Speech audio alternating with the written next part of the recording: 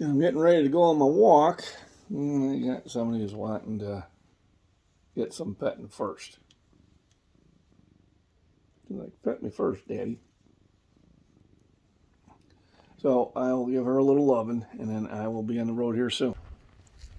So getting ready to head down the road. But first I'm going to go check out the pond. There's the big old tree I sit under. Still got some coverage. Eventually the leaves will fall down. Now all the green has went away for the most part. Fields are down. It was 19 degrees this morning. And it was a rough day because I got in about midnight. Had to get up at 3 a.m. Take Mama to the airport, which is an hour and a half away.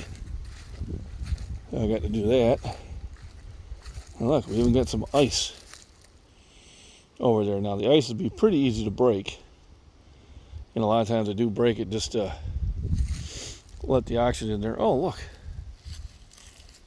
Man, that's a big old tadpole.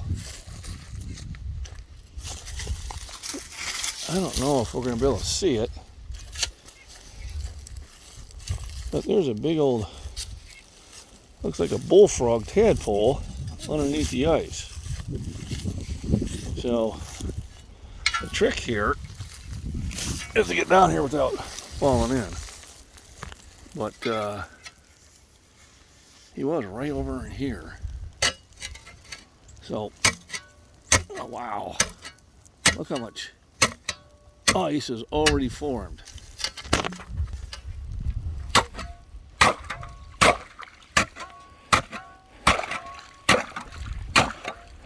And I really wish I had put that camera on it a little better. But there was a big old tadpole.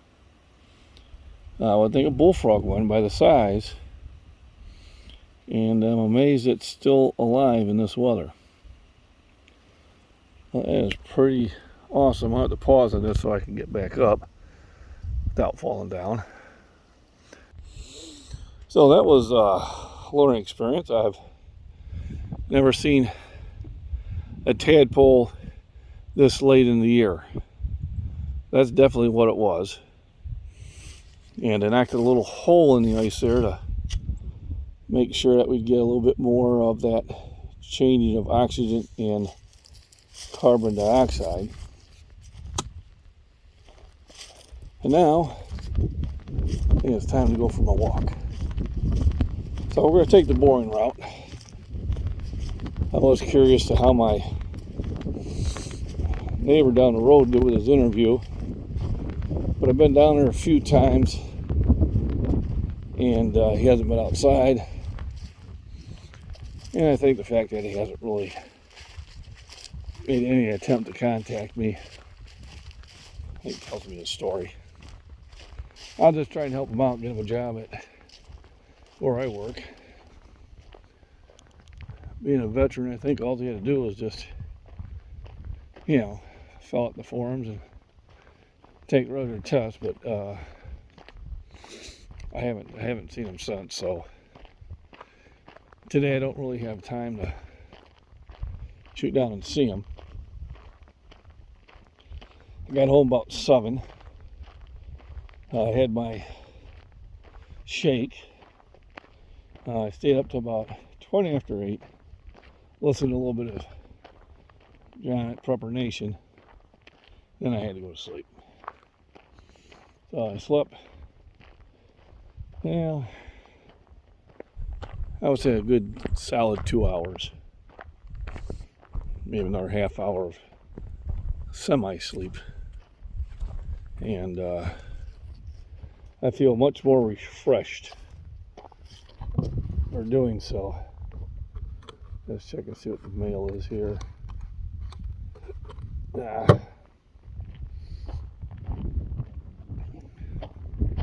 So I'm going to take the shorter path. I wanted to get a walk in. I didn't want to be doing nothing today. But going to the gym exhausted is usually not a good idea. And it's Tuesday, which is usually one of my hike days anyway. So as cold as it was this morning, it has warmed up considerably since. I think it's in the 40s. I may even be a little bit overdressed, but I'm wearing layers, so I can do that. Hope everybody's having a good week. I hope everybody enjoys their Thanksgiving weekend. I did have a good bench day. Only had one it's fake weights comment, and then one of my subscribers and somebody who was worked out with me said, "Don't." I said, "I've spotted them, bro. It's real stuff." So I understand they're confused about somebody my age being that strong, but I've worked hard at it, and I continue to work hard at it. And that's just it. To stay on top of your game, you have to put the effort in. And the effort has to be continuous. And then when you do have setbacks, you have to put more effort in to get back to where you're at. And just never stop. I think at one point, a person stops. Now, sometimes because they have to, but sometimes it's because they think they should. I've had a lot of people now get back into the gym in the older generation and finding out that they can make gains. You know, are they going to be lifting what they were in high school? Maybe not. But I lift more than I was in high school. My endurance isn't what it used to be, but it's a give and take. I did post a major rant on my MacBean Farms and Prepping channel, just in case YouTube didn't like my content. I put it on a channel that if I had got a strike or got booted out for a little bit, it wouldn't really make that much difference. So far, I'm still good. But if you want to see my rant on Twitter and trolls, or as they call it, tweeter, so I didn't get hit with any copyright infringements. And basically, I hopped on Twitter to see if anything had changed. It ain't. The people that are the worst, they're the most hateful people, are the elites, the ones that spread the hate, are politicians. You know, unfortunately we had that shooting in that bar, and it got stopped because some brave souls took it upon themselves to face the danger down. Shout out to them. Major heroes there. You know, of course, he was a veteran. But, yeah, they're trying to blame the Conservative Party for it. And that's not to blame. The elite class is to blame, though. He should have been in jail. Bomb threat, standoff against his family. But because, you know, he's related to somebody high in politics, didn't go to jail. Well, a year later, look what he does. So they're like, oh, we need more laws. No, you don't. You had the laws. The laws were there. This person should have been in jail. This person should have been evaluated. Probably receiving the treatment. Obviously, he has a mental deficiency. All the signs were there. You were in a state that has red flag laws. You didn't use them. And why didn't you use them? Well, because they weren't they were they. Same thing with the shooting up in Highland Park. You know, the reason you don't hear about it anymore? Well, they didn't go their narrative. All right. The kid was, son of somebody who was in politics. And even though there was signs he should have been in therapy or jail or shouldn't, They ignored him. Why? Because he was part of the elite class. So those laws didn't apply to him. And then, they tried to say, oh, it's because they're conservative. And then, the word got out what the kid really was. You don't hear that story anymore. That's called propaganda. Propaganda is not only what you say, it's what you fail to say. And that's where we are in America right now. We have a media that's trying to shove a certain sort of lifestyle down your throat. And they're trying to say if you're a Christian or if you're a conservative or you're a patriot, then there's something wrong with you. And that, my folks, is a lie. And that is the lie that they're trying to spread. Alright? God, family, and country. I don't care which order you have it in. My God, Twitter, you had these people, well, so-and-so said, instead of taking your kids to a drag bar, you should take them to church on a Sunday. And they're trying to say how bad that was. That was pretty damn good advice. And the other ones, oh yeah, take them to church so they can get all this bad stuff happen. No, you go to church as a family. If you go to church as a family, because they went to the damn bar as a family, are you kidding me? Give me a break. The problem is this is only about maybe 3% of the population that's pushing all this hate. It's pushing all this division. But it's 97% of what you see on Twitter. And you politicians, you're the worst. Oh, this is caused because of the hate of the hateful, conservative, extremist, right-wing, blah, blah, blah. What? That's hate you're saying. So we're going to talk about your hate by spreading my hate. So, done with Twitter again now for a couple of years. I got off it because of it. And I thought maybe with the new owner things would change, but no. There are people who are just clueless and they're spreading hate. They're spreading information, and they're literally tools of the establishment and they don't know it. Saying, that shooting is why we should have banned ARs. Well, this AR wasn't used. And even if it was banned, he still would have had it because he was elite. You have to do that law. I always say, if I'm an elite, the laws are for thee, but they ain't for me. And that's when these people gotta wake up. Stop voting for these same people. We got this one person, I think if I don't use names, I don't get in trouble, but he knows who he is. He runs under a Republican ticket, but he's not a Republican, he's a Democrat. Not that there's anything wrong with it, but at least say who you are. And he's trying to say, oh, I'm a Democrat. No, you vote as a Democrat. You have Democrat values. You spout their program. Dude, you're a Democrat. Get off the Republican ticket. We definitely need a third party, but that's not going to happen. And until people rise up and stop voting for the same people. If somebody's been in office for 40 years, that's a problem. All right, your values are not their concern. All right, they don't care about you. They care about the people that keep them in power, and that's who they're serving. And unfortunately, y'all keep voting them in. I mean, I just look and see who our leaders are, and God, the world's got to be laughing at us. Are you kidding me? This is the best we can come up with? I'll be honest, probably some of the good people don't want anything to do with it.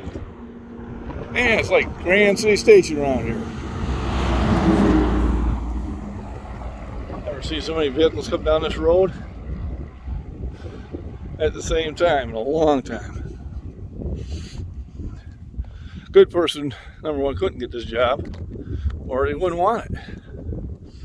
You know, they're talking about who they want to run for president. I think some of those people they want to run for president, they don't want this. Why should I leave my comfortable living and go into the cesspool of the media fake outrage? And that's what it is. It's such a fake outrage, it's not even funny.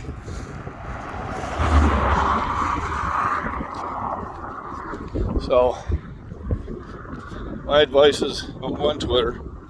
It's still the crap place it always was. I'm done with it again. Maybe I'll check in a couple of years, see if it's changed, but I don't think so. Now they're talking about, maybe TikTok is not a good thing.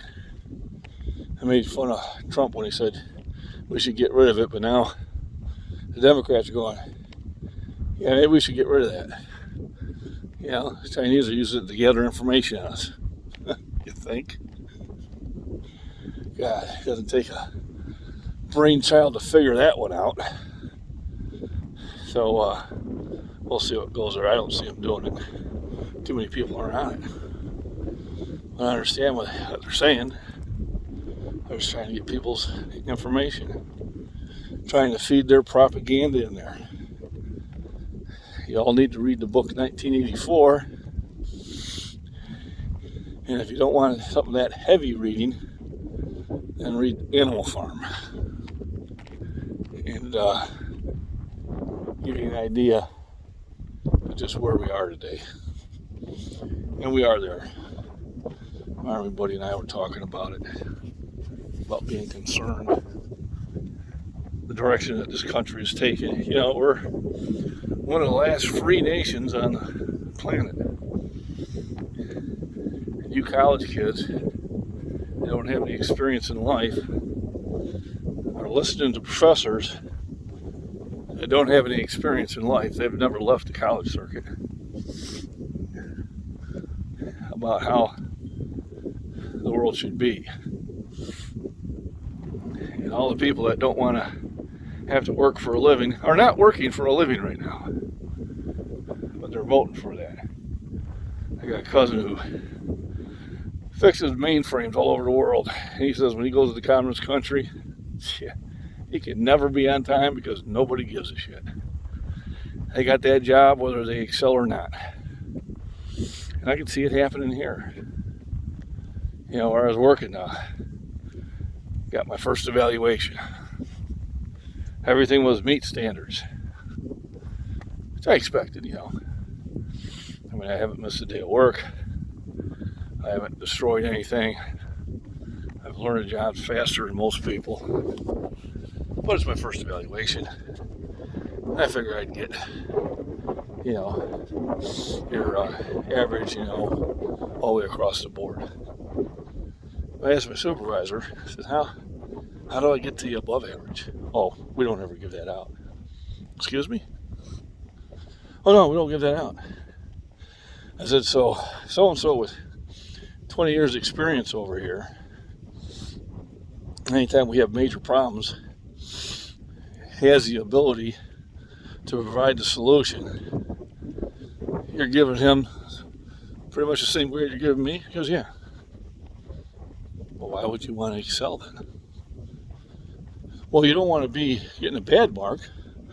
I understand, but it takes a lot to get a bad mark around here. I mean, we got supposed to be relieving me going on 4 or 5 weeks. He hasn't been in.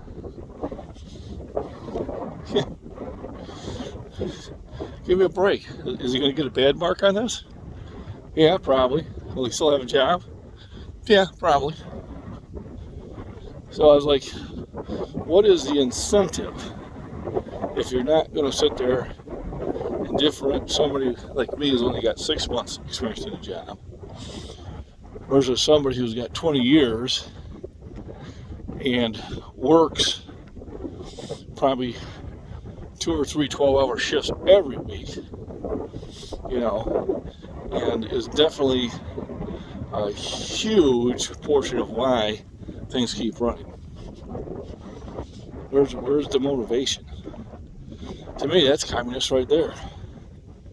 I don't give anybody an above average score. They don't do that here. Well, that's stupid.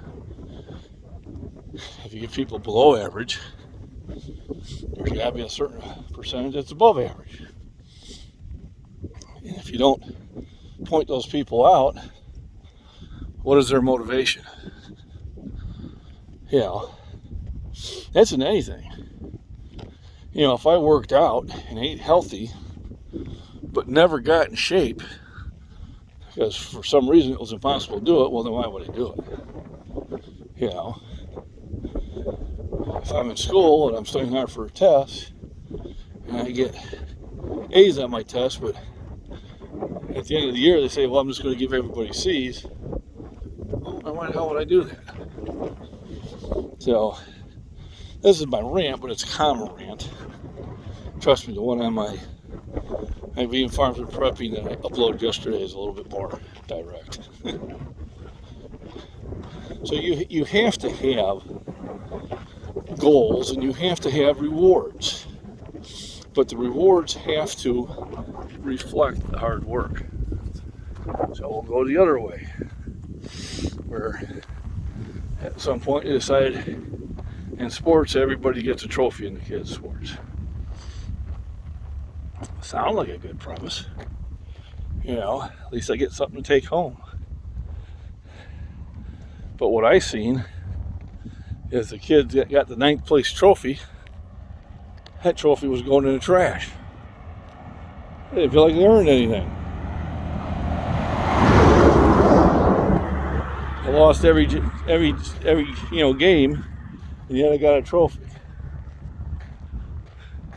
That's not teaching people to excel. That's teaching people just to show up and be present. If even that. They did it in the grade school my kids went to.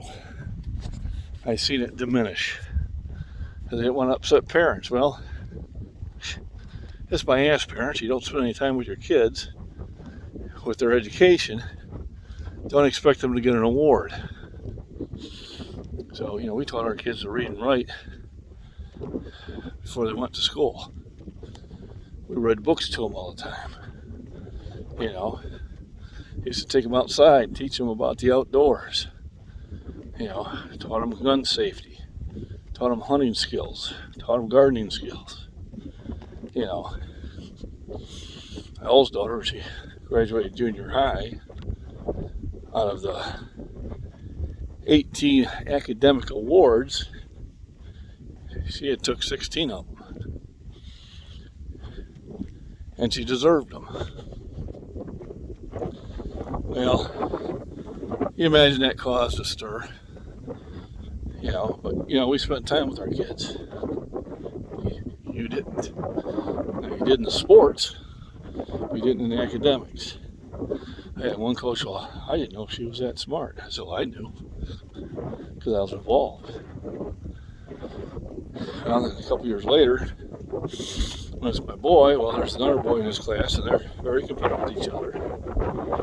My boy got 9, and he got 9. Now, some of it was because they didn't want to accept either parent, me or the other one. But it made everybody happy. But I took note of it. Well, then it comes with my daughter. It was just as bright as the other two. Everybody in her class got 2 awards. Everybody got 2. Suspicious. And the reading award, which there was nobody in her class who could read like my kids, was given to the kid. And when he come walking back to the table, he says to his buddies, I don't even read. So they just gave 2 to each. And I was going to have a chat with the principal at the time. She's no longer there. My wife working there at the school asked me not to cause waves. But that's what's happening in this nation. We don't reward the outstanding student.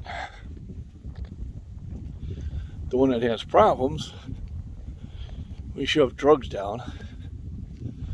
My wife teaches second grade, and she got kids there bawling all the time.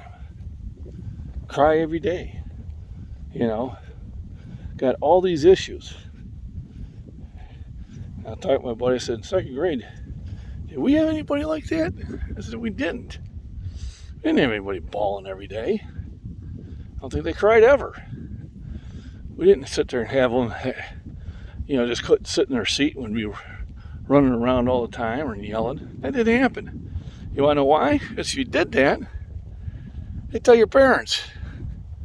And when you got home, there was a reckoning. Whether it was a butt whipping, whether it was grounded, whether it was stare at the wall, there was a reckoning. You just didn't do that shit. And now there's no reckoning. You got all these kids that have all these issues and they're throwing drugs at them. And I think a lot of it is you're not being a parent. I understand it's tough to be a parent these days. I did it. Been there. All right, got the t-shirt.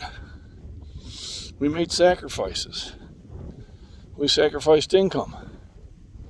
You know, for a long time, you know, my wife raised the kids and didn't work. And I put the overtime in to make it up. Because we felt spending time with our children was more important than driving a new car.